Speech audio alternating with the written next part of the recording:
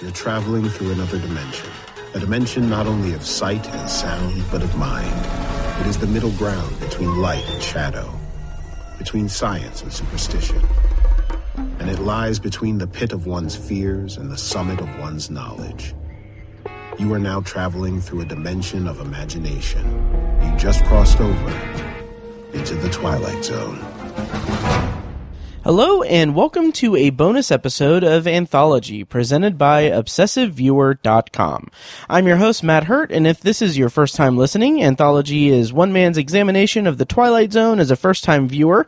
Each podcast, I share my first impressions, analysis, and overall thoughts on Rod Serling's iconic series, one episode at a time. However, in this bonus episode review series, I will be reviewing the 2019 Twilight Zone reboot produced by Jordan Peele, Simon Kinberg, Marco Ramirez, Win Rosenfeld, among others, and hosted by Jordan Peele. And how great does that, how great is that? How great is it to say I'm reviewing brand new episodes of the Twilight Zone in 2019. That's great. So anyway, you can find more of Anthology as well as a full episode archive at anthologypod.com. And if you want to contact me, you can use the Facebook page at facebook.com/anthologypod, tweet me at OVAnthologypod, or send an email to matt@obsessiveviewer.com. And if you're just tuning into the podcast just for these new Twilight Zone episodes, thank you and welcome to the podcast. Just really quickly, my main episodes of the podcast are all about the original series, and like I said, it's my first time watching it, so I'm kind of having some fresh takes on it, but or first impressions of it. And I do also do these bonus episode series. I have previously done every episode of Black Mirror, including Bandersnatch, the Black Mirror interactive movie, and I also did Hulu's Dimension 404, and soon enough I will be doing Amazon Prime's Philip K. Dick's Electric Dreams. So, yeah, feel free to check out the rest of my stuff if you're just here for the Jordan Peele Twilight Zone series. So today on the podcast, this is my second in this bonus episode review series, I'm going to be discussing Nightmare at 30,000 Feet. It's the second episode of the Twilight Zone's first season, and it premiered on April 1st, 2019 on CBS All-Access. Yeah, and super excited for that to talk about this episode with the podcast world, or with the internet, whatever. Real quick before I get started, I do have some notes and everything. First up is listener Steven. At Steven_G on Twitter. He sent me a tweet and said that he found where Twilight Zone is available to stream in Canada. The original series is on City TV, and the new 2019 series will be there too. So if you are not in the US and you're curious where to find it, find the new Twilight Zone, check out City TV if you're in Canada. And also, just to shout him out, check out Steven's website, noformatblog.ca, and also check out his new podcast, The Slow Reader, there. Again, that's noformatblog.ca. Okay, I am going to be talking about Nightmare at 30,000 Feet, but before I do that, earlier this week I did a bonus review of The Comedian, which was the first episode, which also premiered on April 1st, and I have some notes that I want to kind of go through before I dig into Nightmare at 30,000 Feet, so hopefully you guys don't mind indulging me for a moment, and I do have some corrections and some interesting tidbits that didn't make the cut last time, so here we go. First of all, this is so stupid, and I'm probably going to cut it when I edit this episode, but I don't think I mentioned really anywhere on the podcast that the trailers and everything for the new show, like one of the kind of taglines is, "What dimension are you even in?" And now that I'm saying it out loud, I think I may have actually said this on the podcast, and the worst thing than saying something stupid on a podcast is saying something stupid twice. But anyway, that tagline in my head, I just imagine like a riff on the do you lift, bro? So like I just imagine the tagline, an alternate tagline would be, "Do you even dimension, bro?" again, I'm sorry. So, the comedian, some notes about that. Correction in the bonus review I did, I mentioned that the no apostrophes sign, wasn't there until after the set where he, gives his dog away or talks about his dog. That's incorrect. It's actually there from the very beginning. So, I'm not smart. References to the original Twilight Zone that I missed in the comedian. The masks, or the mask on the stage of the comedy club, kind of up in the corner, instead of the kind of theater images of tragedy and comedy, it's the mask from, I believe, the original series episode, The Masks. That's an episode I haven't watched yet, but I'm definitely aware of. And also the dummy, the ventriloquist dummy from the original episode, The Dummy, the original series episode, The Dummy, is visible in the background of the scene with Samir and Dee Dee backstage at the comedy club before they go up for the Late Show to go up for the, for whatever that show was at the Gower Hour. And also, very interesting tidbit about that, the dummy, if I understand correctly, the dummy, was the property of David Copperfield, the magician. And he is apparently a huge Twilight Zone fan, and he owned the prop. And he, was asked, like, somehow they asked, basically, he gave it to them to use for the show on one condition, that they give him, that they reference him in the show. And so that's why Samir says that he didn't want to be an evil David Copperfield. There's an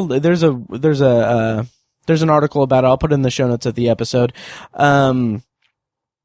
Yes, and thank you to Twitter user at Dark Tea Party on Twitter for pointing all this stuff out for me. I really appreciate it, and I really hope that he does more of that for me. But yeah, I really, really appreciate that. So thank you at Dark Tea Party.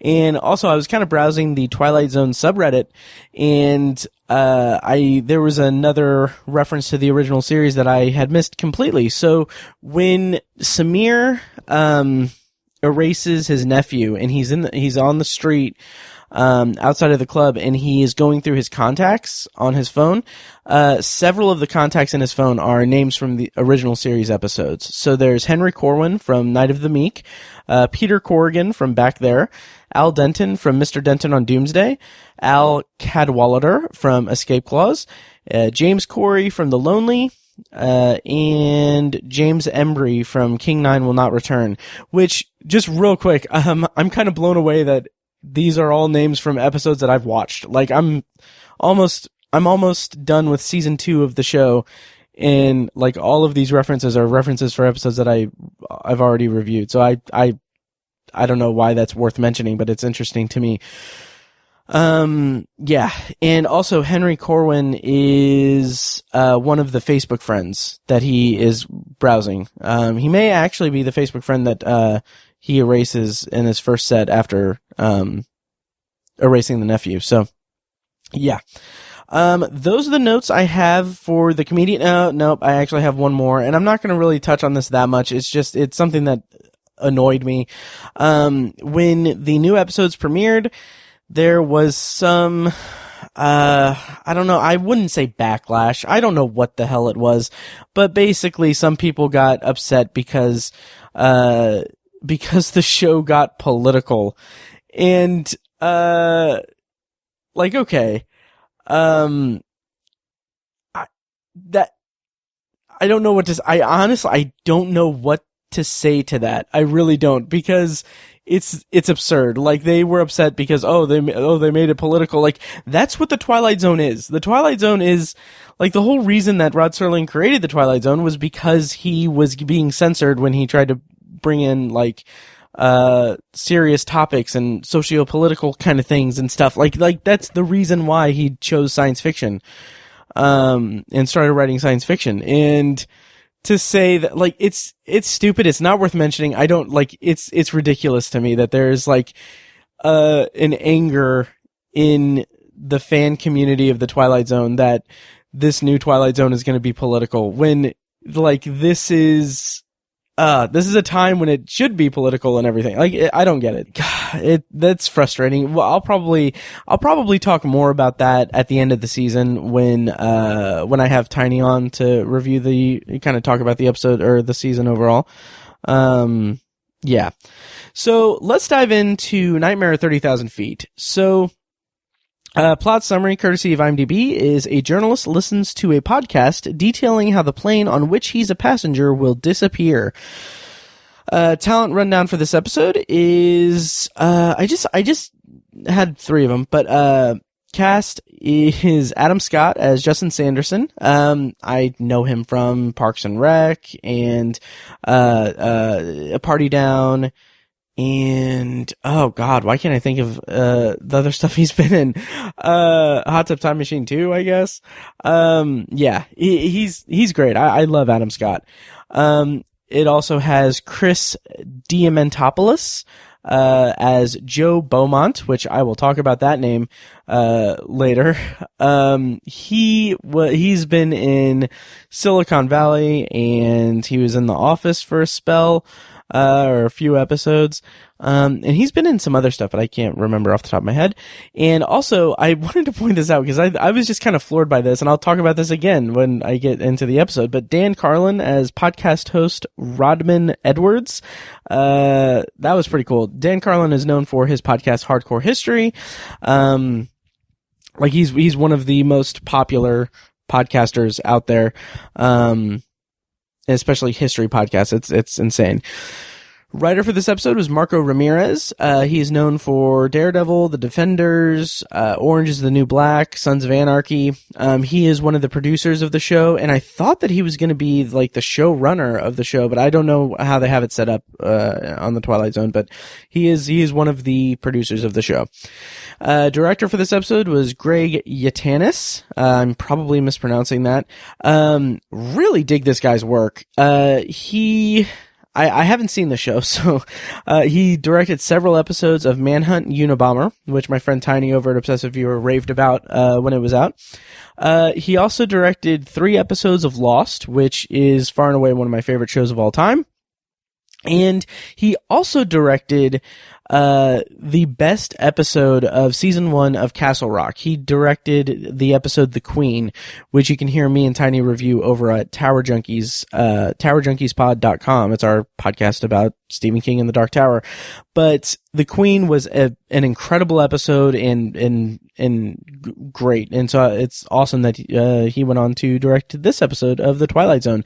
And last thing in his credits, this is such a deep cut, obscure reference, but he directed 3 episodes of the Joss Whedon produced short-lived serialized drama on Fox, I believe, Drive, which starred Nathan Fillion, and Emma Stone was in it. It was about a clandestine cross-country road race or car race where the main character was his wife was abducted by the organizers of it, so he was trying to, get his wife back by winning the race.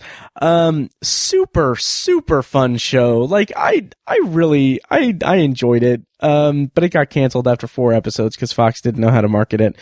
But anyway, let's get into Nightmare at 30,000 Feet.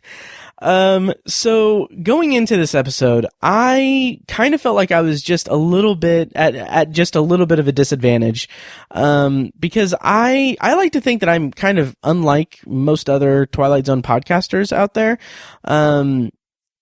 in that I'm coming to the material from a perspective that the others really aren't, because I'm discovering this show, this original show, and I'm watching the episodes for the first time ever, and knowing that this Twilight Zone revival was going to cover Nightmare at 20,000 Feet in some capacity kind of made me a little nervous, because I don't have the context for it that other people do. Like, the closest I've come to Richard Matheson's story, or either of the iterations of it in the show, or in the movie, is The Simpsons Treehouse of Horror segment, Nightmare at 5.5 Feet, from their season 5 Treehouse of Horror episode. That's the only context I have for this story. And to be completely honest, like, okay, podcasting is great. I love podcasting, and I love doing this show and my other two podcasts. Like, it's my thing. I love doing this, but I would be lying to you guys if I said I did not feel like the most, maybe not the most intense, but like I feel like quite a bit of imposter syndrome with this podcast, or maybe not imposter syndrome, but just like, again, at a kind of disadvantage, because I'm coming at the material as someone who is like falling in love with the work. I'm falling in love with the show and everything, whereas, like, you know, people who people who had really good taste as children watched it as they were growing up and everything, and they have that appeal to it. So I've always felt like I've just been, I feel like I'm a unique voice in the Twilight Zone podcasting world, but also a very much uninformed and for lack of a better word, dumb voice in the Twilight Zone podcast world. So that's all to say, I was kind of nervous to go into Nightmare at 30,000 Feet, because the way that my mind works is I wanted to go chronologically. I want to like get all of the information I can out of it, and I want to watch the original versions of it, and I just can't. I just can't. I'm under a fake contract with myself to not watch ahead on the podcast or on the show. So I am committed to watching the Twilight Zone in chronological order, no matter what. So anyway, let's get into the actual episode, the actual content, the reason you guys are listening. Yes. So right off the bat, like this episode opens in a very unique way. It shows the scanner, and it doesn't show it like, it shows it kind of at interesting angles. Like, it's kind of over Justin's shoulder, and it's just like really like the camera is focused on the wall of the scanner. And there's like these vertical lights and everything. It's very kind of intrusive and impersonal. And so you kind of get the sense that, you know, Justin is he's in this enclosure that is being, you know, like he's kind of on display and everything, and it's kind of a nice metaphor for the rest of the episode. It's very claustrophobic and very focused on whether or not he is, you know, a threat or anything. And immediately after that, he gets stopped by the TSA agent, and I love the impersonal way that the agent treats him, like in the way that it's shown in the episode itself. So we never see like the face of the TSA agent. All we see is just the palm of his hand, and like it's just, I just love the way that it's so impersonal, and it's so impersonal and so intrusive and invasive just right out of the gate, and no pun intended. It just feels like Justin is targeted when the agent asks to pat him down, because the agent says it like in a way that it's like, it's aggressive, but it's kind of customer service aggressive. That's the best way I can think of. And then so we only see the palm. We don't see the face. The face is just not, like, and it doesn't come into play at all. Anyway, either. I just thought it was an interesting detail. But we don't see his face, and like when he's patting him down, we just get these very like close, very close shots and tight shots of Justin being patted down, and it's just so again impersonal and almost invasive. Like we're invading his personal space as the agent is patting him down. So yeah, I just thought that was a really interesting like opening scene for this episode. And then we're kind of shown like, okay, there's flight 1015 from Washington DC to Tel Aviv, and then Justin is going to buy a magazine, and there's a bunch of stuff in this scene that I want to bring up. First of all, the magazine rack, we see that Justin's piece in a magazine titled Progressive Point is called The End of Civility, and like that title, like we don't need to know like what it says, because the title gives like as much detail as we need. kind of feels like a commentary on like outrage culture and a nice bit of foreshadowing because his sense of civility completely gets torn apart by the gradually throughout the episode. And I want to mention that obviously the big thing that people notice, the big Easter egg, is that the magazine on the row above Progressive Point very prominently shows Kumail Nanjiani's Samir Wasan on the cover. And also below that, the magazine below Justin's is Dansberg Magazine with a cover story that says, "Not Kidding Around, The Unprecedented Rise of Oliver Foley." And it has a picture of a kid, which that is, judging from the trailer and the stuff that I've gleaned from the marketing and everything, it's a reference to an upcoming episode called The Wonderkind later in this season. And so this iteration of the Twilight Zone is clearly going to have Easter eggs for its own episodes in the same way that I almost said it almost in the same way that Blockbuster does, but Blockbuster doesn't exist. But it's going to have Easter eggs for its own episodes the same way that Black Mirror does, from as far as I can tell. I'm fine with that. It's fine. I think it'll make it fun to kind of point out the Easter eggs, and kind of gives a good break, I guess, from, like, it's not like we're going to only get Easter eggs to the original series. We'll have like kind of internal Easter eggs, I guess it would be the closest way to describe it. But I'm fine with it. Think it'll make it fun. I just don't want the question of whether or not it's a single universe or how they connect and everything. I don't want that to cloud the messages of the stories or the art. Really, I hope that doesn't happen. So speaking of references to the original series, Chris Diamantopoulos' character's name is Joe Beaumont, and I love that. It's clearly a reference to Twilight Zone writer Charles Beaumont, who was credited with writing 22 episodes of the original show's 156 episode run.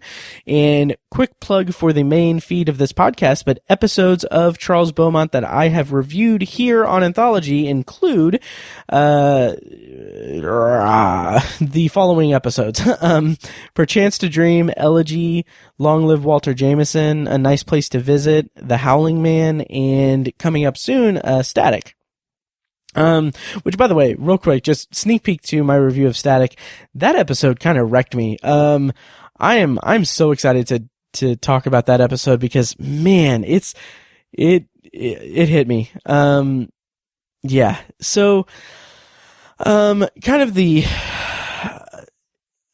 something that I mean, everyone kind of noticed it, but, it's kind of weird that Justin and Joe are kind of arguing over reaching for the same magazine. It's kind of a polite, like, argument, like, "Oh, no, you take it. No, you take it." It's kind of silly and weird because there's a whole rack full of the magazines there.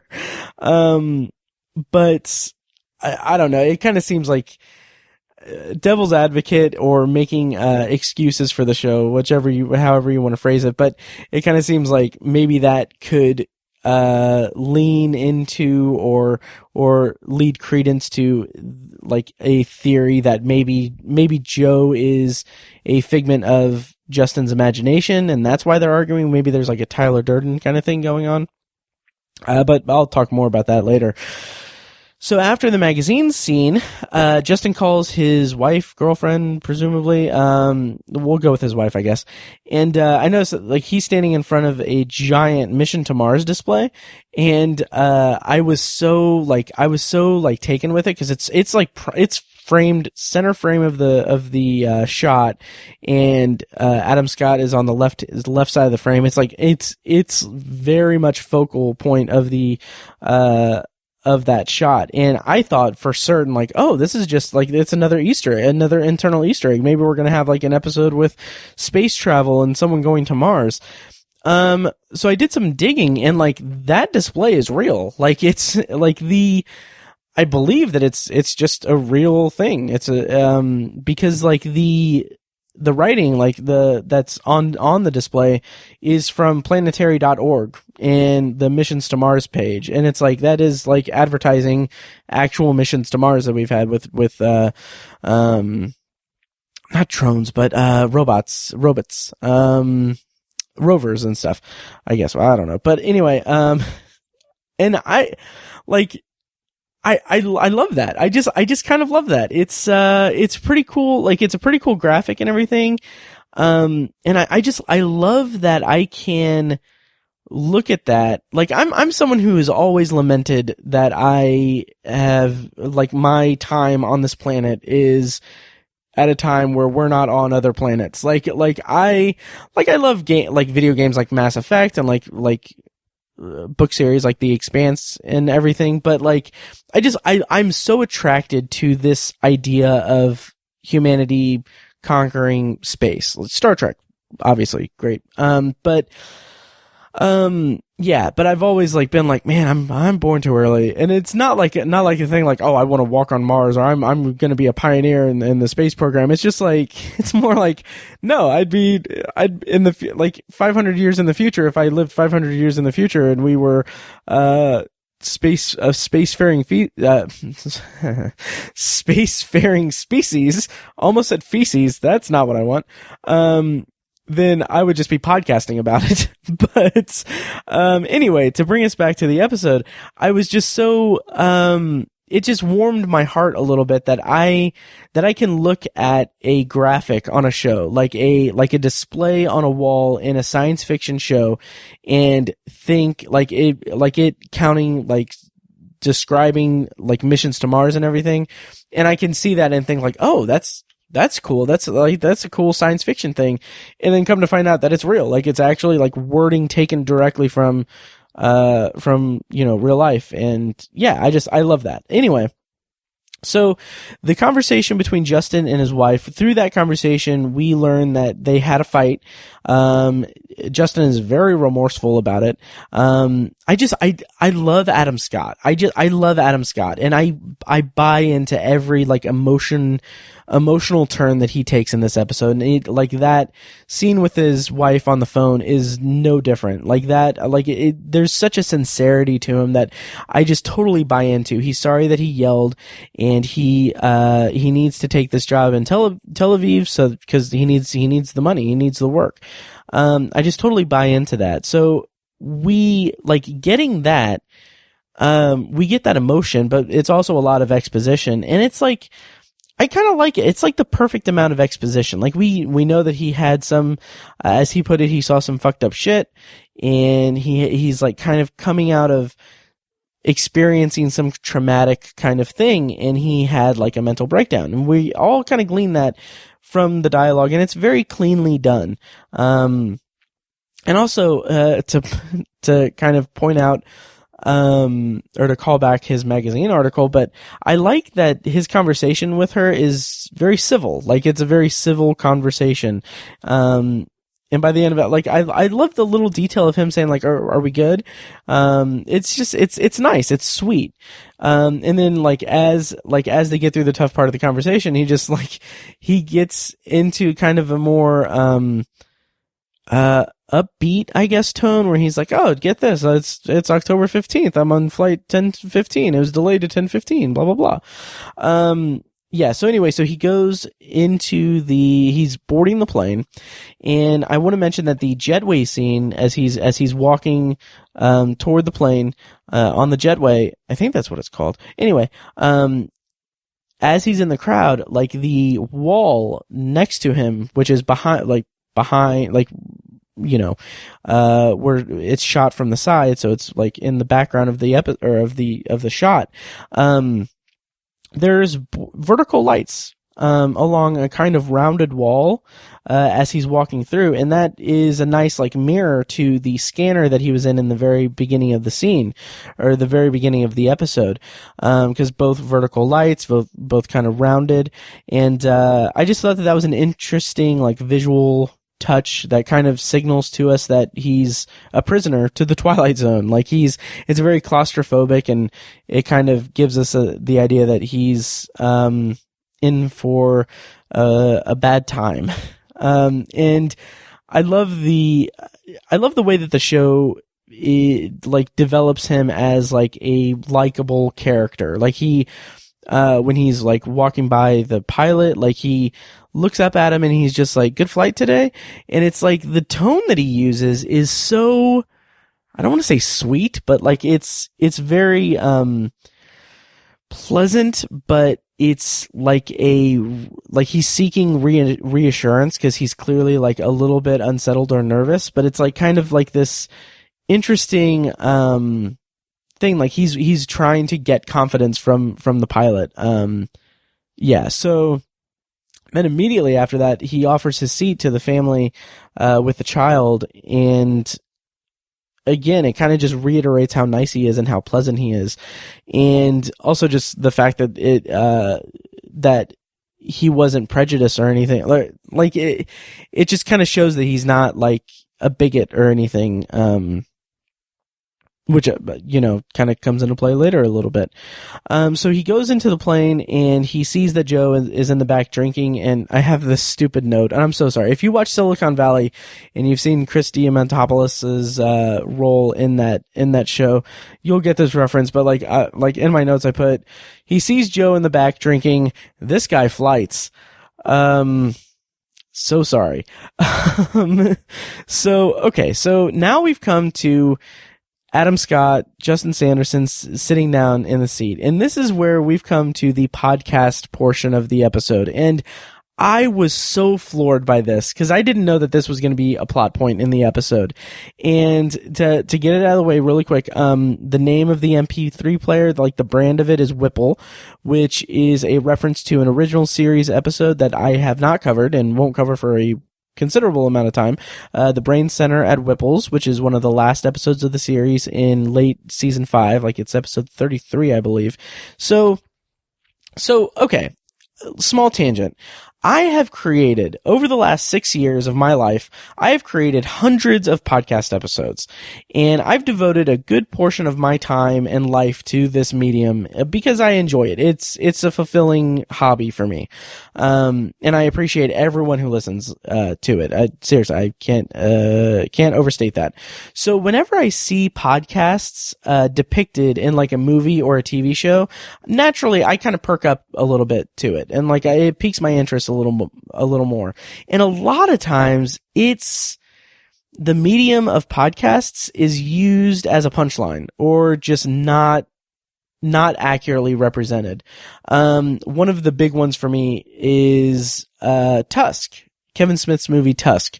I really dislike the depiction of podcasts in that, and it was a shame because Kevin Smith, like that was a movie that he workshopped or like came up with on the air on a podcast and ran with. But anyway, so I don't know. Anyway, that all comes down to just his depiction of podcasts in the movie was just like morning shock jock radio and just didn't gel with the kind of podcasting I do or I love and appreciate. It's a very, very, very niche kind of view of podcasting in my opinion. And in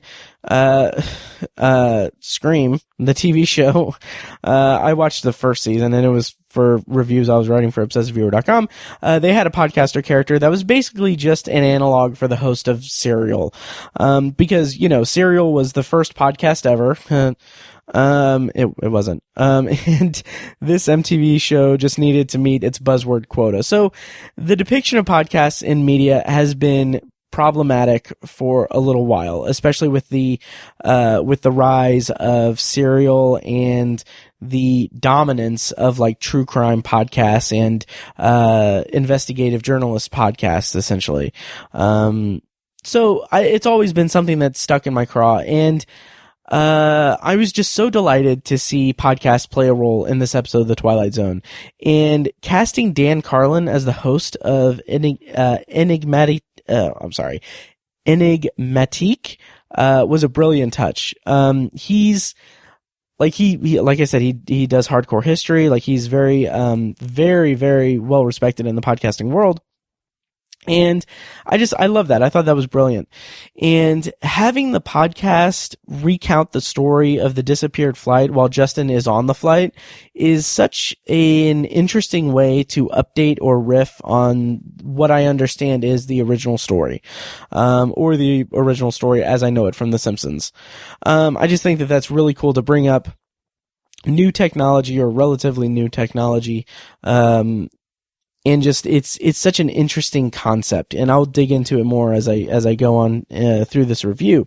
But I do want to mention that just a nice bit of, I don't want to say it's full on comic relief, but like a nice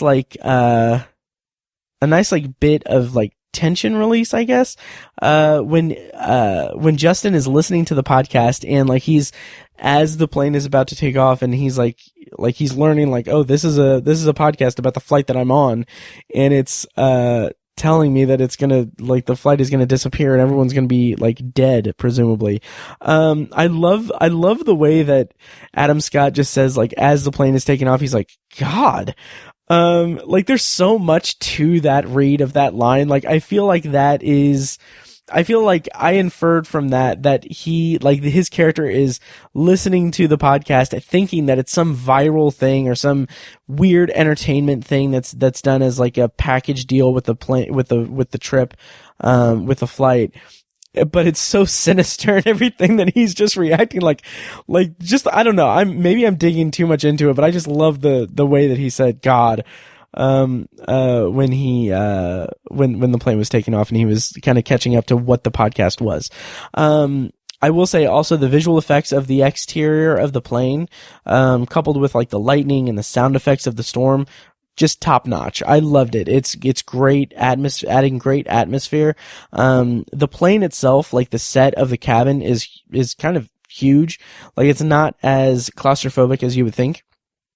So, like, I don't think there's any tension lost in that, in the fact that the cabin is pretty well, sized.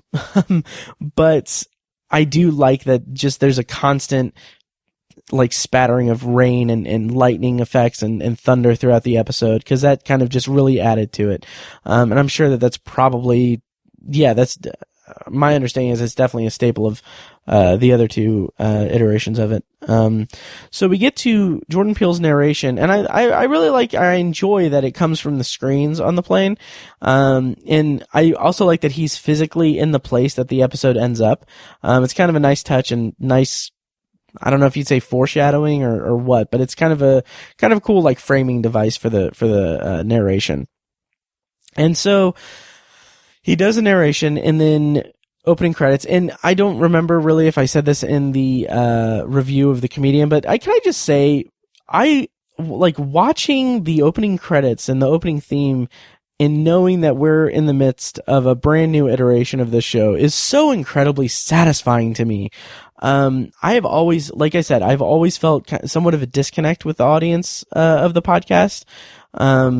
Just because I'm not this lifelong fan of the series. I didn't grow up with it, but I feel like there's this interesting balance between, I feel like with this new show, there's an interesting balance between podcast host and listener, when I'm doing these reviews. So I like that. Anyway, we're back in after the opening credits, and immediately we get quick references to the original series. And I was so delighted by this because I just by happenstance just reviewed the episode titled 22 from the original series. But the podcast after the opening credits says, we've covered on this podcast several aviation related anomalies or something, and he says the crash of Flight 22 from Miami Beach, which is a reference to season 2 episode 22, which I just reviewed on the show this week, a couple days ago. And then he goes on to say, and the anomaly of Flight 107 from Buffalo, which I did some light Googling, and I didn't really spoil it or anything, but apparently that's from season 3 of the original series, episode The Arrival. And also, this is a good time to say it, I'm really kind of tickled by, and this is the second time I've said I'm so tickled by this, but like in this bonus episode review series. Anyway, I'm so, I'm enjoying the fact that, I just reviewed 22, which involves air travel in some capacity, and then the next episode on the feed is this episode that you're listening to now, Nightmare at 30,000 Feet, and then next week I'm going to be reviewing the Odyssey of Flight 33, which is the next episode in my regular reviews of the original series. So I just like that we just have that coincidence matching up with those 3 episodes. So as he listens to more of the podcast, the pilot's name is revealed as Captain Donner. And that was interesting to me since the douchebag comic and the comedian, his name was Joe Donner. And I don't know if that's going to be like I don't think it would be like a running thing, but like, I wonder if there will be some kind of Easter egg, to that effect once we get more episodes. I don't know. I found it interesting that the plane has live video feeds into the cockpit. I have never, done like a, transatlantic flight or like any, I've flown to Vegas a few times, but I'd be surprised if this concept, like that you have live video feeds into the cockpit of the plane, I would be surprised if that was actually a real thing. I didn't do any research or anything, but I would be surprised to learn if that was real, because it just kind of strikes me as something that's like something that's set up just for the story, like the payoff at the end with Joe talking to Justin at the end through the video feed. But if it's real, like if you know if it's real, like let me know, because that's kind of interesting. So anyway, stupid comment, but Justin asks the passenger next to him to listen to the podcast, and like I don't know, just the way that Justin says this podcast is talking about this flight, like he's saying it like he's so interested in it, and like as someone who's been podcasting for 6 years, I know how he feels. Like trying to get someone to listen to a podcast is an uphill battle, and talking to a stranger about podcasts is a losing battle. So like I felt like this special connection with Justin Sanderson as in that scene. I don't know, but anyway, so the passenger isn't into it. He's like, those headphones were on your ears. And then he said, I don't want to get lice. I don't know. It's kind of cute. Like the guy's bald, and I assume you can, I don't know if you can get lice if you're bald. I don't know. Anyway, but I don't know. I thought that line was kind of cute, but it didn't really like floor me as like the height of comedy or anything. And I do want to say just nitpick. It bothered me that Justin presses play on the podcast, before he actually puts the headphones on. That just kind of made me a little crazy. So at this point in the podcast is saying that, by the way, the podcast host name is Rodman, which I assume is a reference to Rod Serling. But, then he this is the big, like, jump scare of the episode, and I loved this. It's when the podcast mentions the bird hitting the engine. It's a really great effect. Timed perfectly, the way that it cuts away from the engine. Like you see the bird fly into the engine, you see that, like, flash of fire, and like immediately it cuts over to Adam Scott. He jumps up and he tosses the MP3 player on the seat, and he just looks, and then he runs into the lavatory. All of that happens in like a second and a half, and like the music swells, and it's like, I don't know, it's so well done, and it's like it's genuinely startling. And then he goes back to his seat and he starts hitting the button for the flight attendants.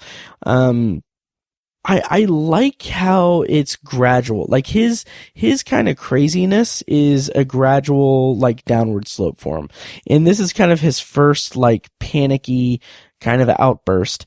And I like how his anxious behavior, like he's anxious and panicky, but he's still being polite, and he's still somewhat conscious of, like, his demeanor and what his, what he's putting out there, and, like, how he's being perceived by people. I don't know. I really like Adam Scott's performance in that scene, in this whole episode, really. He just plays Justin as this concerned passenger who's still conscious of his behavior, and becomes less and less conscious of it as, the nightmare unfolds. And I do want to mention that it's interesting that no one on the plane reacts in any way to the bird. And, like, the episode doesn't answer these questions or anything, and it's left ambiguous, by design, and I'm so happy that it is, but it makes me wonder, like, is this real? It is bringing into question, like, his sanity and his mental state. No one reacts to the bird, and it makes me wonder, not only is the bird, like, real, like, did the bird really fly into the engine, or is the podcast even real? Like, is he listening to an actual podcast, or is this his mind kind of creating a thing, like a nightmare for him to live? And then also I kind of went a step further, and I was like, maybe Joe is kind of orchestrating things, in some way, because ultimately he gains control of the plane and crashes it. So I don't know. Those are all questions that aren't answered, and I'm happy. I think the episode is all the better for that. Let me just talk really quickly about just the concept of this. And this is something that, Twilight Zone fans have long had. Like, one of the iconic episodes is Nightmare on 20,000 Feet, and the movie iteration of it, I'm sure, is well respected.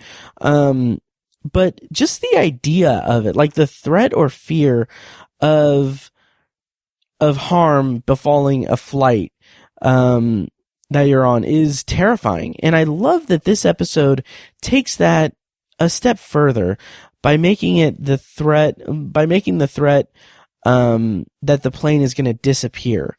Like, the idea that, like, the mystery surrounding a flight full of passengers and crew completely disappearing without a trace at all leaves so much more to the imagination, in my opinion, than if the premonition was that the plane was going to crash and everyone was going to die. Specifically because when you're in panic mode, and when you're panicking about something that you feel like you have an obligation or responsibility to prevent, or you have a power which, you have the inside track where you can prevent it, your imagination will run with the most extreme scenario of the actual outcome if you fail. Instead of, like, oh, the plane's going to crash and we're all going to die, the plane disappears, no one knows what happens to it. Like, that's a more terrifying, to me, premise than just a regular crash flight. Yeah, so then this is the point where Joe reveals that he was a pilot, and that he's flown I can't remember the name of the airline, but he's flown this type of plane for this airline. He's worked with that captain, that flight crew, and everything. And he's telling Justin that the bird was real. Yeah, that was definitely a bird. And in talking about him being a pilot, he mentions he made one too many mistakes that he can't take back. And it's interesting because this is seeding his weird, twisted redemption for himself. And I say redemption with air quotes and italicized font, because his redemption is, sacrificing an entire plane full of people so that he can escape his past. But I like that it's so ambiguous. I like that Joe's backstory isn't explored. We don't get a lot of information about it, and we don't really need it. Because I think it's more fun to think about it in terms of like, is Joe even real? Because no one really acknowledges him or interacts with him throughout the episode. Like, there's one scene when he's going to the cockpit where one of the passengers looks up to him as he passes him. And then I guess, well, of course he knocks out the pilot, and then also he makes the announcement. But, up until that point, like, no one acknowledges his existence or anything. So that's why I mentioned earlier that I kind of wonder if it's a Tyler Durden thing, and that Joe is a manifestation of Justin's psychosis, and he is just orchestrating everything because he is suffering a psychotic break. But the episode, I feel like if that was a viable theory for the episode, I feel like the show would have made it fit more cleanly, or even addressed it outright. The fact that it's left ambiguous and everything, I don't feel like that's really a viable theory. Yeah, so after he gets kind of the the positive reinforcement that the bird did exist and that he's not crazy, Justin starts investigating the disappearance through the podcast.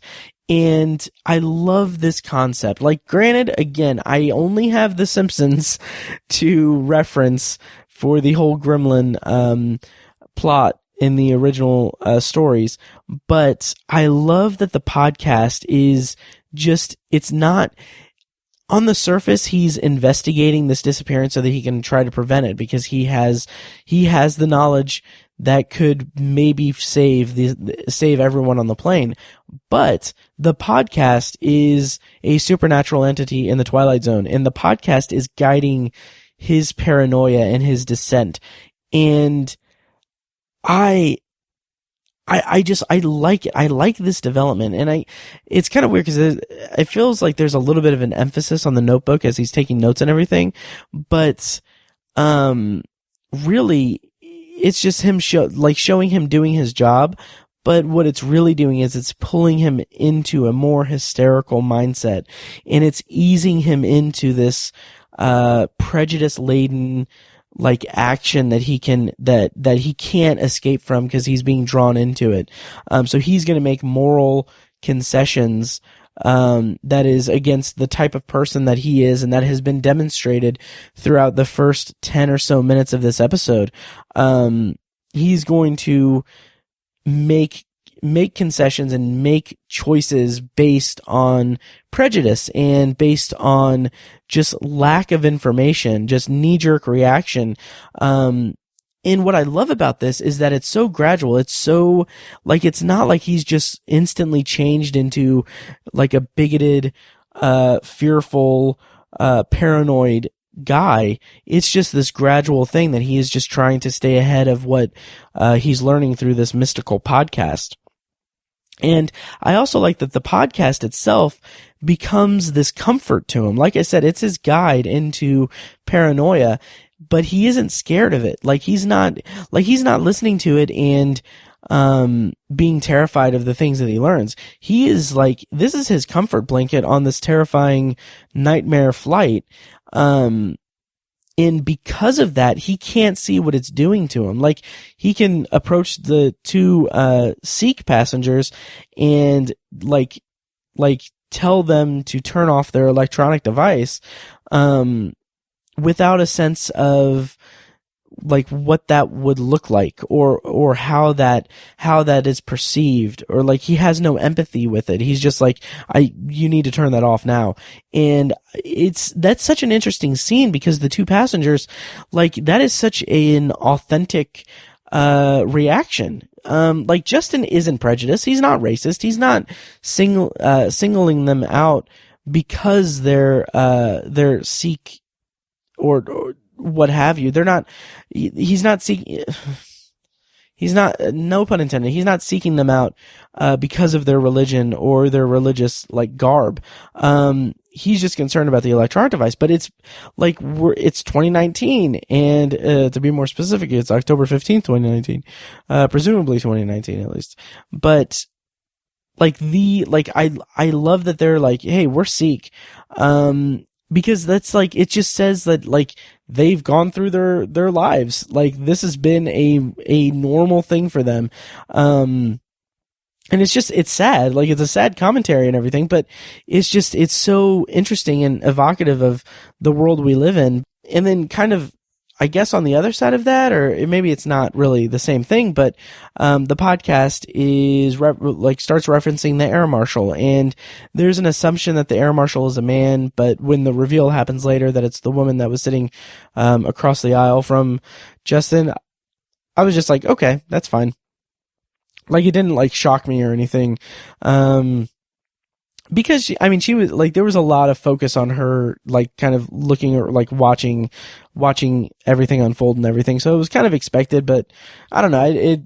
I wasn't like, oh my God, the air marshal's a woman, or anything like that. It was just like, okay, cool. The story's progressing. The next thing that happens in the, podcast is they mention the manifest, and they talk about a Russian passenger named Igor Orlov who's in witness protection, and so this escalates Justin's paranoia and creates a situation in which he, a person who wrote an article about civility and was gracious enough to offer his seat to someone, becomes like someone who is willing to racially profile passengers and completely invade their personal space and snoop in their belongings and everything because he suspects them of being orchestral in this plot to take down the plane. And it's such an interesting progression for his character that he is just so willing to just easily do this, just because a podcast told him, didn't even tell him to do it. It was just like the podcast is feeding him information, and he is choosing to make those choices and use questionable morals or do immoral things in the pursuit of saving the plane. I just thought that was an interesting thing in the episode. Justin thinks that Joe is an air marshal. And this scene was okay. Like, Joe in every scene pretty much on the plane, he's drinking the little bottles of liquor. But he asks, he tells Justin, like, hey, sorry, I'm not the air marshal. And he says the best way to spot deceptive behavior is to act like a deceptive person. And then at that point, he takes a drink from it. And it's like he's easing Justin into this profiling mindset. He is giving he's laying the bait for Justin to rationalize his actions, to be someone who is willing to invade someone's personal space on the basis of their ethnicity, based on very, very scant information that he's gathered. And that kind of goes into like that whole thought that maybe Joe is orchestrating things, or he's more in control than it seems, because he's just like he seems like he's guiding Justin just as much as the podcast is in this scenario. So when Justin's snooping snooping in the belongings of the sleeping passengers, this is where the rest of the passengers start to take notice of him. And I like how he is so, like, at this point he's lost his sense of self-awareness and everything, and when the bag drops on the passengers, I love the commotion. The commotion is great because it's such an escalation, like, and it's such a gradual escalation. And I love that when the flight attendant comes up, she's like, Mr. Sanderson, are you kidding me? Like, I love that because she is, throughout the episode, her and the male flight attendant and the pilot even are, very, like, pleasant and polite, like their jobs are supposed to be, like they're in like a customer service kind of role. And I just love the way that, like, that particular, flight attendant is just slowly losing her patience. I like that a lot. So in the commotion, the real Igor Orlov overhears it, and that's what causes the actual like big commotion, and that's what causes the pilot to come out and confront Justin, and also kind of try to settle things a little bit. And I like how politely firm the pilot is, and the flight crew as well. Again, it goes back to them exercising great customer service, but also there's just a tenderness to the way that the pilot, when Justin goes back to his seat and everything, to the way that the pilot's like, "Sorry for the commotion, guys. We're like he apologizes, and he's just very pleasant in a kind of caring tone. And so at this point, after like the rest of the passengers have seen him or have taken notice of his bizarre actions and everything, that's when the podcast mentions Justin by name. And that has left me wondering, and again, so much of this episode is ambiguous, and I like it for that.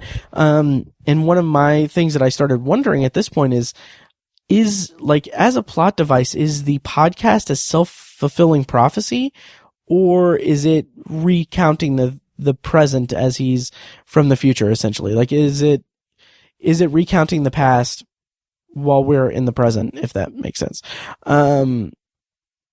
Because it doesn't mention Justin until he makes a commotion and the other passengers record him. So I just like the kind of sci-fi angle of that. Like, if he hadn't made the commotion, like, the podcast would not have mentioned him because it wouldn't have had the audio to play from the video that was recorded and uploaded. I like that kind of thought exercise. So after that, he tells the pilot not to say goodnight New York, and the pilot rightfully takes that as a threat, and that's when the air marshal restrains him. I'm kind of torn, not torn, but I enjoy those kinds of like miscommunication scenarios, and I really like that. There are several throughout the entire episode. There are several shots that are from both into the plane, from the perspective of the through the window from the wing, and shots outside of the plane from the perspective of the seat out in the plane through the window. And I feel like, and granted, again, I don't have the context, but I feel like those are visual homages to the original episode and the segment in the movie Nightmare at 20,000 Feet. Correct me if I'm wrong, but I feel like that's a deliberate reference to that. So he's telling the air marshal that he has had a mental breakdown before. And I love the conviction in Adam Scott's voice when he's explaining that to the air marshal, that he isn't having a breakdown. And he's explaining like he has proof, and he's experienced a breakdown before, and he knows that that's not, what it is right now. And so the, air marshal doesn't, buy it or anything. She's like, podcasts can't predict the future. We're going to get you help when we land. And so she, like, the pilot comes by and kind of like takes her aside. And that's when, Joe comes up. And this is where we get into kind of the end game of the episode. Joe's going to hijack the plane. He had mentioned earlier that he wasn't a pilot anymore because he made, one too many mistakes. And from his perspective, I mentioned this before, but is Joe seeking redemption? And is his taking over the plane like his form of coping with his actions in the past and his trauma in the past? And it kind of made me wonder, like,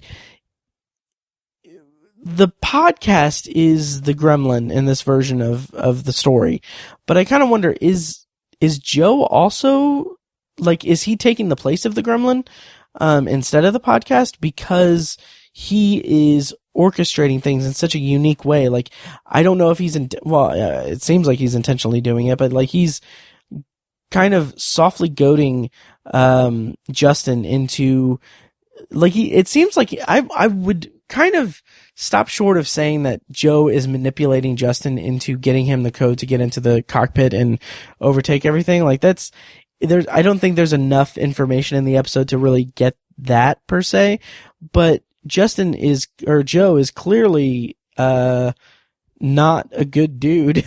And he is, at least to an extent, manipulating Justin to do his bidding to an extent.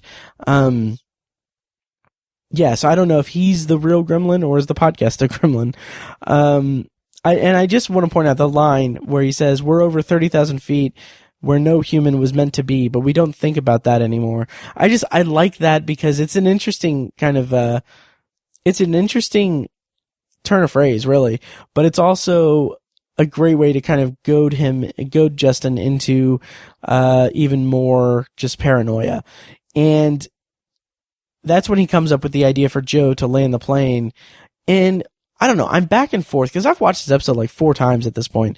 And, at first I kind of thought like, okay, Justin, like coming up and being like, "Oh, hey, why don't you just land the plane so we're all safe?" Like, I felt like that was a little bit of a stretch, but when I was rewatching it like several times, I kind of dug it because he is being influenced by Joe. Like, Joe is laying the breadcrumbs for him to reach this conclusion that this is how they can protect the flight. Because he says, "Oh yeah, I used to be a pilot. I used to fly these, like these types of planes all the time." And, he's Justin's only ally on the plane. And he's kind of the one that's like agreeing with him and giving him confidence to keep investigating the plane. So it's like the podcast and Joe are both guiding Justin into causing this tragedy. And then, so he figures out that the code, like, Joe doesn't have the code to get in the cockpit, and Justin is like, "I have it. It's 10:15. It doesn't bother me. Like, I feel like that could be a point of contention for people who may be nitpicking it a little bit, but it doesn't bother me. It's the Twilight Zone.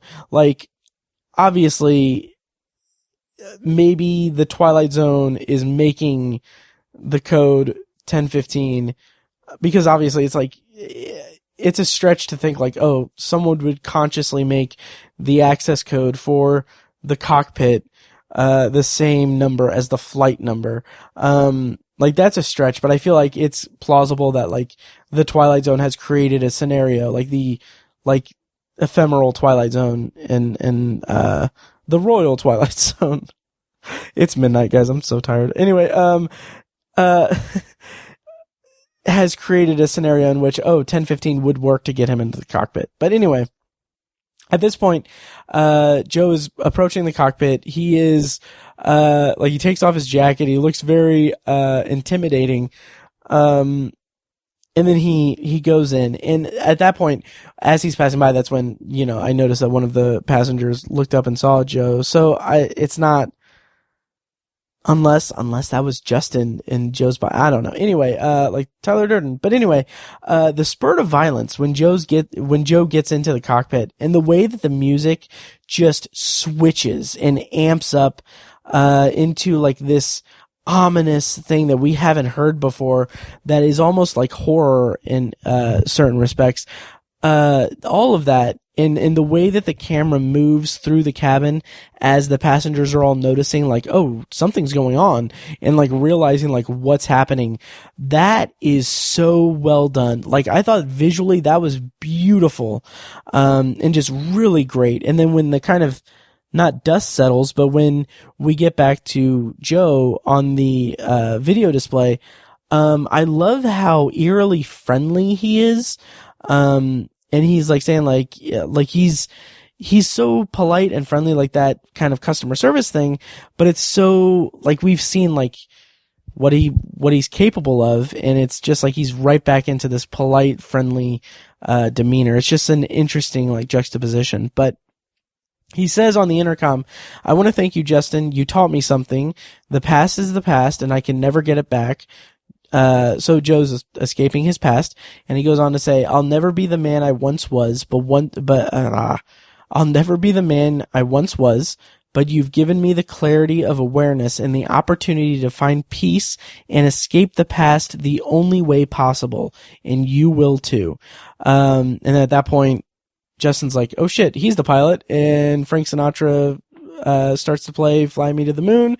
And then you see Joe relaxing, and then the plane just flies into the cloud and disappears, and then the screen goes to black. Which so that's the end of the plane sequence and everything. There's an extra scene after that, but I love that whole thing, and I would have been happy with the episode ending there. I think that would have been pretty cool. But we did get, an epilogue to it where Justin wakes up on a beach among luggage and everything. There is a doll toy that is apparently the gremlin from the original Twilight Zone, from Nightmare at 20,000 Feet. So Justin wakes up on the beach, he sees the wreckage, the luggage, finds the podcast, and discovers there's a new episode titled The End of Civility, that tells him that the passengers were eventually found, all of them accounted for, but no one could account for Justin's whereabouts. And then that's when the passengers all turn up and murder him on the island. And man, that ending, okay. So it's this interesting mob mentality kind of thing. It's a weird, group psychosis that they seem to be exhibiting.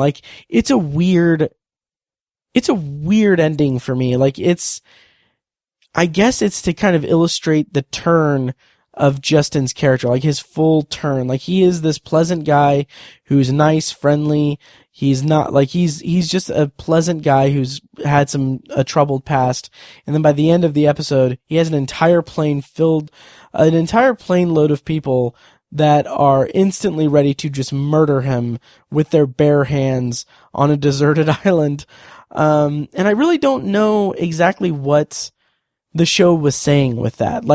The passengers all looked kind of infected or zombified or what have you, and just murderous, immediately murderous when they see Justin. And throughout it, he's pleading that he tried to save them. And then it was something I found interesting was the way that he's kind of backing away, and he is trying to explain rapidly, I was trying to save us.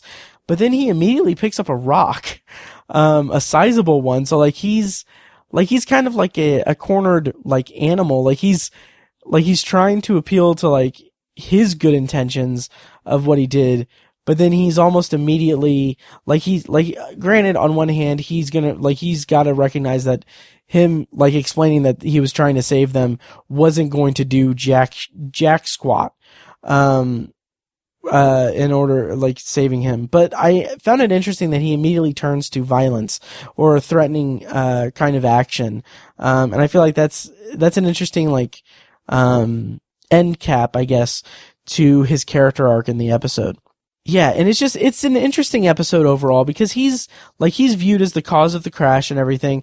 Interesting that Joe was not present in that scene, at all. So that kind of makes me wonder, did Joe exist? Was Joe real? Was he a phantom? Was he some kind of evil demon who was just needing a code to get rid of this plane? It's all left up in the air, and I like it for that. But I just love that this entire episode is basically a guy he's persuaded into orchestrating a violent hijacking of a plane just by listening to a podcast. I love that. So we get Peele's closing narration where he mentions that Justin Sanderson was an investigative journalist who was unwilling to investigate himself. And I love the last line of the narration where he's the flight path to hell is, paved with good intentions. And I like that there's right before he says, whatever he says about the Twilight, where he ends up with saying the Twilight Zone, there's a pause, And then he kind of looks over and he says the Twilight Zone, kind of throws it away. I don't know. I dug that. Yeah, so that'll do it for this episode. But, I said that prematurely. So before I conclude this episode, I just want to mention just real quick the juxtaposition of Justin and Joe. Both characters are overcoming a traumatic past. We don't get much detail about it, but they both have experienced some messed up stuff and made mistakes and everything. And it's interesting that they're both trying to find their redemption in different ways. So like Justin is desperate to protect this plane and save the plane and not, let it disappear, while Joe is more nefarious and is wanting to basically commit suicide and take a bunch of people with him. It's just an interesting kind of dynamic, and maybe it would have been cooler or more interesting if that was more of a focal point in the episode, like if we got more detail about Joe. But I'm perfectly fine with how it played out at the end. Yeah, so that's all my notes for this episode. It's 12:30. Man, I was hoping I was gonna get this edited. Anyway, yeah, so that's it for this episode. That's it for my review. Next week on the podcast, I'm going to have my review of the original series episode, the the Odyssey of Flight 33, and then the new episode of the new Twilight Zone comes out Thursday, the 11th. I'm going to try my damnedest to get that watched, recorded, and edited and released on that Friday. Can't guarantee it at all, but we'll see. I'm going to try it. If not, you'll hear from me on Saturday, most likely. Yeah, so that will do it. Once again, thank you guys so much for listening, and I really hope you guys enjoyed this episode of the podcast, and I hope that if you're on a plane, don't, do anything crazy when listening to this. I hope I didn't, foresee anything, I didn't predict the future of your flight or anything, but if you're listening to this on a flight, have a safe flight. But yeah, that'd be tweet me if you're listening to this on a plane at any point in the future. OV Anthology Pod on Twitter. Anyway, so that'll do it for this episode of Anthology, this bonus episode of Anthology. Check out more of my work at anthologypod.com, and at obsessiveviewer.com/podcasts. If you want to support me, I highly encourage you to leave a rating and review on iTunes, preferably 5 stars and something nice. That kind of increases awareness of the podcast, I guess. Sure. And then, yeah. And if you are in a particularly giving mood, you can donate to the podcast at anthologypod.com or at patreon.com/obsessiveviewer. Yeah, I don't know. I had really good Twitter conversations with several Twilight Zone podcasts. I really hope that we can orchestrate something to get all the podcasts together. That would be really cool. But I was talking to Brandon from Submitted for Your Approval, and he had mentioned in passing on Twitter that he was planning on going, or he was going to try to go to Binghamton in October for the 60th anniversary, and that got me daydreaming quite a bit. Yeah, it would be so great to go for the 60th anniversary in Binghamton in the first weekend of October. I'll let you guys know if I will be able to do that. I just think it would be really cool to go do some podcasts, experience the Twilight Zone fandom and everything in Sterling's hometown. I just think that would be awesome. So still several months away. See if I can get the logistics worked out. I can't. I don't know if I can or not, but that would be really cool. So anyway, that'll do it. Thank you guys so much for listening, and I'll see you next time.